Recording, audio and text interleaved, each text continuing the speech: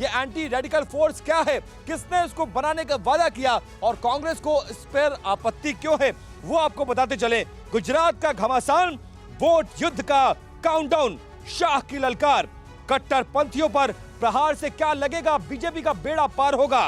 आपको बताते चले कि बीजेपी ने नया संकल्प ले लिया है जिसके जरिए विरोधियों के पास क्या अब कोई विकल्प बचा हुआ है। एंटी रेडिकल सेल बनाने के ऐलान पर विरोधी क्या करेंगे, यह भी एक बड़ा सवाल है। साथ ही एंटी रेडिकल सेल चुनाव में कितना बड़ा खेल करेगा और कितना बड़ा बीजेपी के लिए अस्त्र साबित होगा, इसको लेकर भी बहस तेज हो गई है। और एंटी रेडिकल सेल पर सियासत तेज, कांग्रेस कह रही है कि बीजेपी के पास मुद्दा नहीं है। तो क्या कुछ है इस पूरी बहस के दौरान, इसको समझेंगे। ये पूरा मुद्दा क्या है, क्यों बीजेपी ने अपने घोषणा पत्र में इस मुद्दे को शामिल किया है और कांग्रेस इस मुद्दे को लेकर बीजेपी के खिलाफ आक्रामक क्यों हो गई है, इसी मुद्दे पर करेंगे बड़ी बहस। लेकिन उससे पहले एक रिपोर्ट जिसके जरिए आप वडोदरा और गुजरात के विधानसभा चुनाव को समझ सकेंगे। सीधे आपको लिए चलते स्टूडियो जहां से एक रिपोर्ट दिखाते हैं आपको।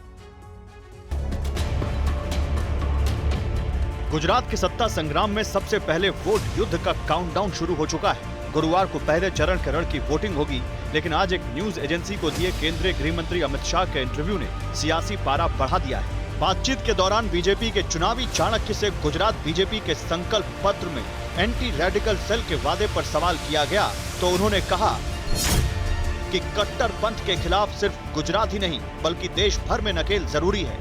हम सभी को कट्टरपंथ पर नजर रखनी चाहिए क्योंकि ये समाज और देश के लिए सही नहीं है।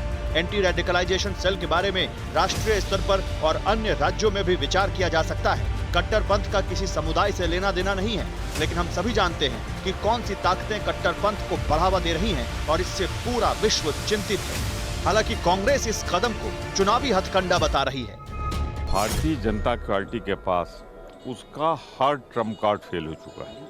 अगर कुछ बाकी बचा है तो वो लड़ाओ, नफरत पैदा करो, सांप्रदायिक तनाव कराओ।